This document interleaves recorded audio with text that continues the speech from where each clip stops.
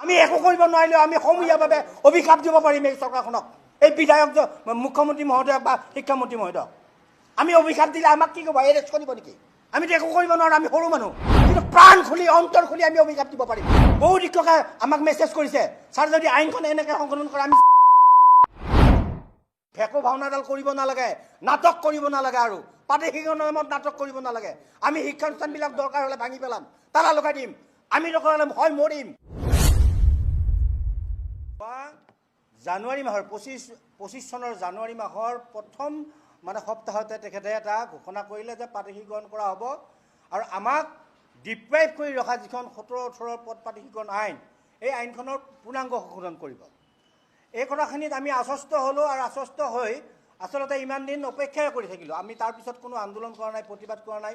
চৰকাৰখনৰ ওপৰত বা মাননীয় মুখ্যমন্ত্ৰী মহোদয়ৰ ওপৰত আমাৰ আস্থা আছিল, আৰু সেই আস্থা অটুট ৰাখি আমি আন্দোলন বা কিবা নকৰাকৈ কেৱল শিক্ষামন্ত্ৰীৰ লগত আলোচনা কৰি থাকিলোঁ একেখিনি কথাকে। এই 17-18 আইনখনৰ যিকেইটা দফাই আমাক আচলতে বহিষ্কৃত কৰি ৰাখিছে বা আমাক বঞ্চিত কৰি ৰাখিছে, এতিয়া সংশোধনৰ নামত মাননীয় শিক্ষামন্ত্ৰী মহোদয়ে বিধানসভাত যোৱাকালি এখন বিধেয়ক উপস্থাপন কৰিছে। এই বিধেয়কখনত 17-18 যিখন পদ প্ৰাধিকৰণ আইন, এই আইনখনৰ প্ৰতিটো দফা পুনৰ লিখিছে। তাৰমানে একো সংশোধন কৰা নাই, কোনো এটা দফাই সংশোধন নকৰাকৈ কেৱল আপোনালোকক কওঁ যে 17-18 চনত বিদ্যালয়খন প্ৰাদেশিকৰণ হ'ব লাগিলে 6 চনৰ আগত মাটি লাগে শিক্ষানুষ্ঠানখনৰ নামত। এতিয়া এই আইনখনত আকৌ সেই কথাটোকে লিখিছে যে 6 চনৰ আগত মাটি লাগিব, 9-10 ইউডাইচ লাগিব। আকৌ এই আইনখনত সেই কথাটোকে লিখিছে 9-10 ইউডাইচ লাগিব। শিক্ষকৰ নিযুক্তিৰ তাৰিখটো আছিল যে 31/12/2010। আকৌ এতিয়াও এইখন আইনত লিখিছে যে 31/12/2010 লাগিব।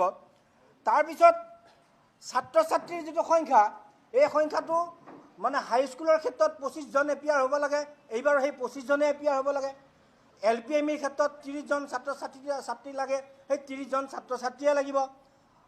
হাইস্কুলৰ 25জনৰ এপিয়াৰ হৈ পিছত 30% পাছ কৰিব লাগিব, ছিনিয়ৰ ছেকেণ্ডাৰীত 30% পাছ কৰিব লাগে। সেইটোকে আকৌ লিপিবদ্ধ কৰিছে। অৰ্থাৎ 17 চনৰ যিখিনি আইনৰ দফা, এই দফাখিনি পুনৰ লিখি সেইটো সংশোধন, এইটো আজব কাহিনী। এটা মাননীয় মুখ্যমন্ত্ৰী মহোদয়ৰ বিবেক বিবেচনা কিবা আছেনে নাই, আমি আচলতে সন্দিহান হৈছোঁ। বাক্য এটা নতুনকৈ লিখিলে সেইটো সংশোধন নুবুজাই নহয়, আমাক বুৰ্বক সাজিব খোজা হৈছে।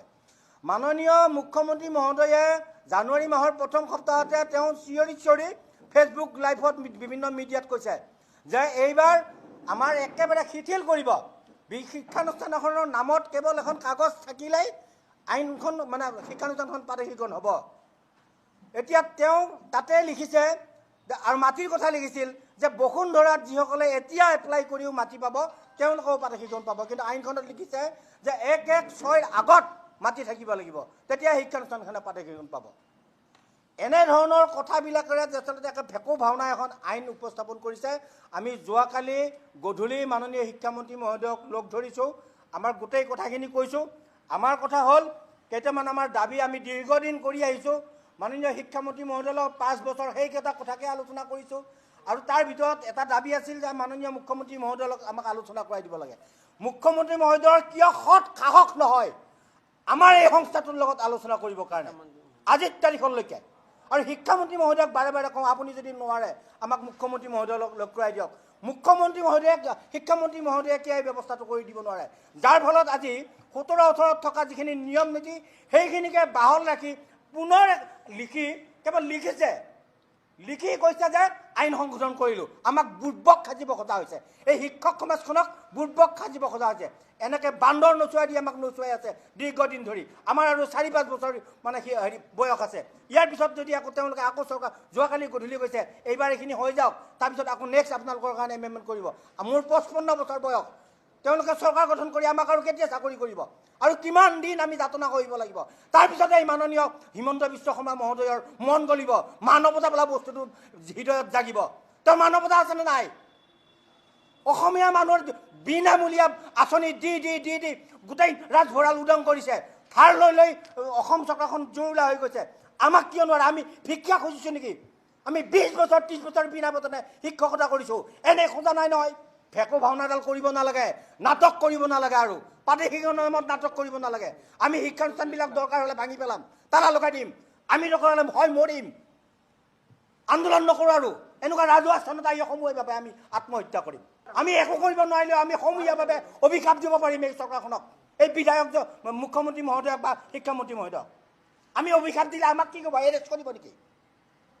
আমি গোটেই সপৰিয়ালে আহিম, আমাৰ পৰিয়ালবিলাকো গুৱাহাটীত লৈ আহিম, সমূহীয়া স্থানত আহিম, গোটেই শিক্ষক কৰ্মচাৰী গোটেই পৰিয়াল লৈ আহি আমি অভিশাপ দিম। আমি এই কথাষাৰ ৰাতি শিক্ষামন্ত্ৰীকো কৈছোঁ। আমিতো একো কৰিব নোৱাৰোঁ, আমি সৰু মানুহ, কিন্তু প্ৰাণ খুলি অন্তৰ খুলি আমি অভিশাপ দিব পাৰিম। বহু শিক্ষকে আমাক মেছেজ কৰিছে, ছাৰ যদি আইনখন এনেকৈ সংশোধন কৰে আমি ছুইচাইড কৰি মৰিম।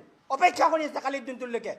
আইন যদি সংশোধন নকৰে কিমান শিক্ষকে ছুইচাইড কৰি মৰে ঠিক নাই, অপেক্ষা কৰি আছে আজি আমাৰ মুখলৈ চাই বা চৰকাৰখনৰ মুখলৈ চাই।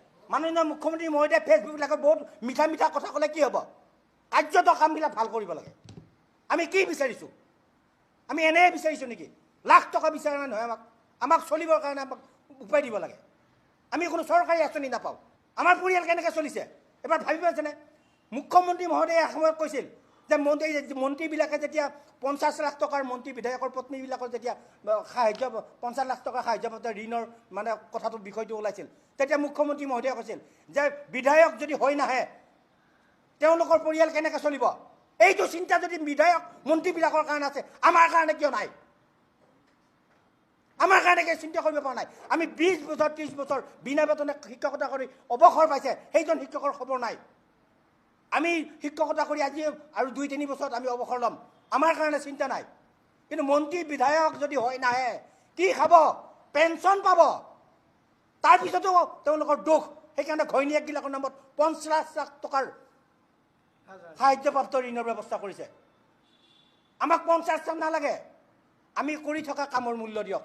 আমি বেয়া কাম কৰা নাই, চোৰ কৰা নাই, ডকাইত কৰা নাই। আমি গাঁৱৰ দুখীয়া ল'ৰা ছোৱালীবিলাকক বিনা বেতনে পাঠদান কৰি আছোঁ আৰু ছিষ্টেমত কৰিছোঁ।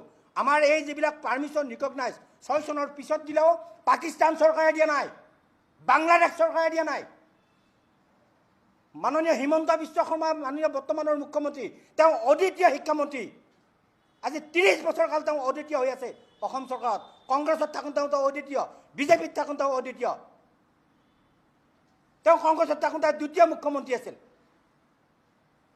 কোনোবাই যদি ভাত পাইছে তেওঁ দিছে, আৰু আমি যদি বঞ্চিত হৈছোঁ তেওঁৰ কাৰণে বঞ্চিত হৈছোঁ। আজি আমাৰ এই পৰিয়ালবিলাকে অভিশাপ দিলে প্ৰথমতে তেওঁ